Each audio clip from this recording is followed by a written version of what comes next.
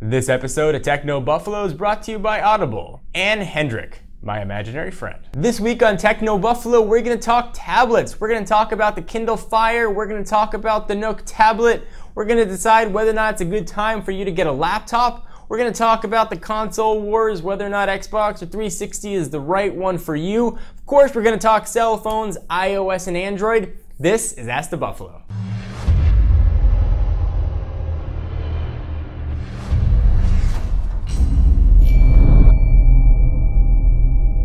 Welcome back, everyone, to another episode of Ask the Buffalo. I'm your host, Jon Rettinger, and this is a chance to ask me anything that you want to know from the wide world of technology. If you want to know why your mom won't let you have a TV in your room, you want to know which tablet's best for you, you don't know whether or not you should wait before you get your next laptop, this is the place to be and where you can get your questions answered.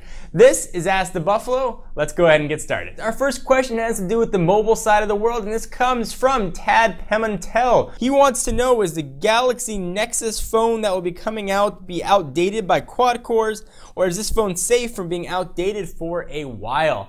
It seems like every few days there's a new flagship Android device coming out. And quad-core is coming. NVIDIA has announced their Tegra 3 processor, which is not going to have just 4 cores, actually going to have 5 cores, which is going to result in better battery life. So we're going to see them presumably in December, first in the tablet world, and then it'll start transitioning out to phones.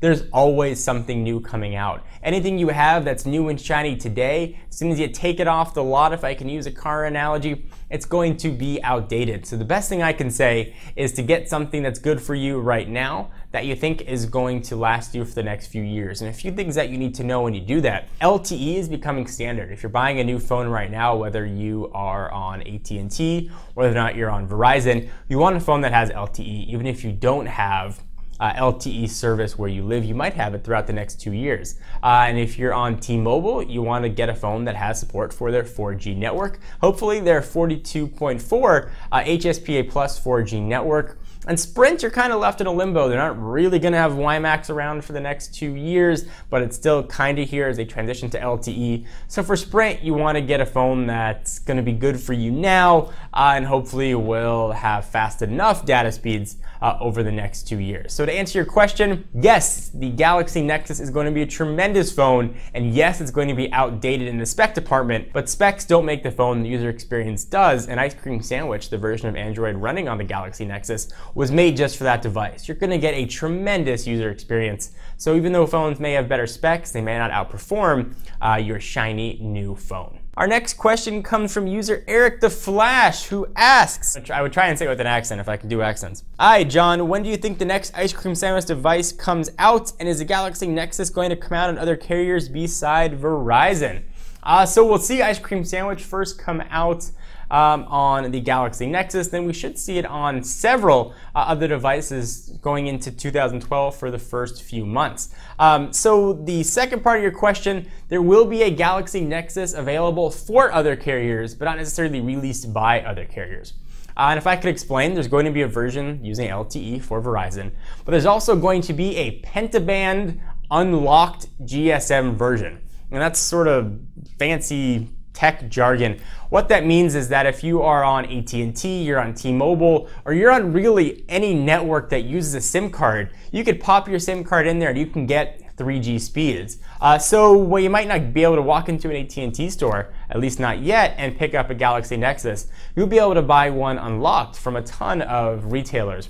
Pop in your SIM card and be good to go. Our next question comes from Bresson Franco, and he wants to talk about something that we did a little while back called the Console Wars. He's asking, is there going to be a new episode of the Console Wars? In case you want to know what that is, it was an epic 12-round battle between the Xbox 360 and the PS3 as they clashed head-to-head, and as we declared a winner. And a winner was declared in Season 1. In Season 2, it was the dawn of motion controls, and we compared the Kinect and the PS Move, and a winner was also declared. Since that has ended, there hasn't been a reason to bring back Season 3 of the Console Wars quite yet. And we don't want to do them just for the sake of doing them. We want to make sure there's something interesting to discuss. So as we head into E3 in 2012, and presumably we start seeing new consoles get announced and released, like the Wii U and hopefully the next generation Xbox 360 and PS4. The console wars will come back. Much like a mighty bear, it's hibernating, but it will eventually wake up again. So hopefully that helps answer your question. Our next question comes from one of my friends who actually I met at the London meetup that we had just a few months back. This is Lewis Hollis, who asks, do you think Apple will bring out a 7-inch iPad to compete with the Kindle Fire? So if you guys are tech fiends or you just like to keep up in the tech world, you'll know that Amazon released a Fire on the world today. This is not the BlackBerry Playbook. This is in fact the Kindle Fire that came out this week, depending on what day you're watching this video. It is a 7-inch tablet that uses Amazon's obviously really robust digital distribution system to bring content to your device for TV, video, and of course for books. But they're not the only 7-inch competitor on the market. Barnes & Noble, not wanting to be left out, announced and released their Nook tablet to very nicely sit with the Nook Simple Touch and the Nook Color. There have been rumors of Apple releasing an iPad mini or iPad Micro, whatever they might want to call it, of the 7-inch variety. And actually that was claims that we heard get validated in the Steve Jobs autobiography. Jonathan Ive, one of Apple's lead designers, said they laid out a ton of different screen sizes, and Steve Jobs picked the size that he liked, eventually ended up being a 9.7-inch screen. So other sizes do exist. You've heard rumors and grumblings that Apple is thinking about releasing another model. The answer that I have to say to you is I think if anything, the iPad screen is going to get bigger, not smaller. I think we're going to see a widescreen format iPad, probably a 10-inch screen coming out, presumably with the iPad 3. I do not think we're getting smaller in the 7-inch space. I don't think that's really a niche that Apple wants to compete in. So hopefully that helps answer your question.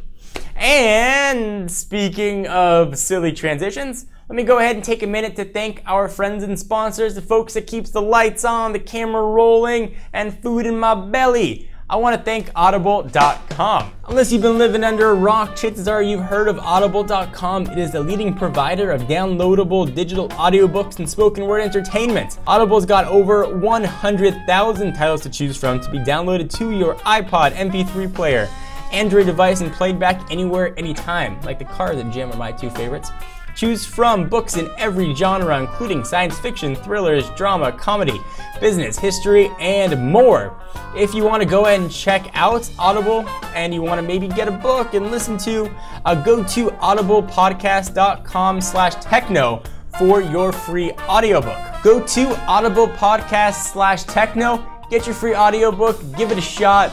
Show your support for the Techno Buffalo peeps. We certainly appreciate it, and you're getting a really cool product in return. So, audible.com. Audible it up. Our next question comes from user Splat. He asks, Apple's MacBook Air received an update recently, and with news of the upcoming 15-inch super thin laptops coming next year, do you think the MacBook Pros will receive a major facelift soon? You may be referring to the Ultrabooks that are coming out now. They are super thin PCs that are sort of reminiscent of the MacBook Air. The 15-inch model that you're referring to may very well end up being a MacBook Air line and may perhaps drop the MacBook Pro moniker from the line. So presumably we're going to see thinner, sleeker, probably wedge-shaped 15-inch MacBook Pros. If you want to get a MacBook Pro that has a disk drive, now is the time to do it, because I'm just guessing that we are no longer going to see those disk drives be present. We saw them leave in the MacBook Air line, and I think we're going, sounds like an airline, MacBook Airlines. Can you imagine flying on MacBook Airlines? I bet it would look super modern. It'd be like flying in a giant IKEA. But I digress. I think we're going to see a 15-inch model very reminiscent of the 11 and 13-inch MacBook Air models that we have right now, just larger. So hopefully that helps answer your question. Thank you guys for tuning in and watching another episode of Ask the Buffalo. I'm your host, Jon Rettinger from Techno Buffalo, your one-stop source for unboxing, reviews, news, and bad jokes, and everything from the world of technology. I will see you guys in the next video.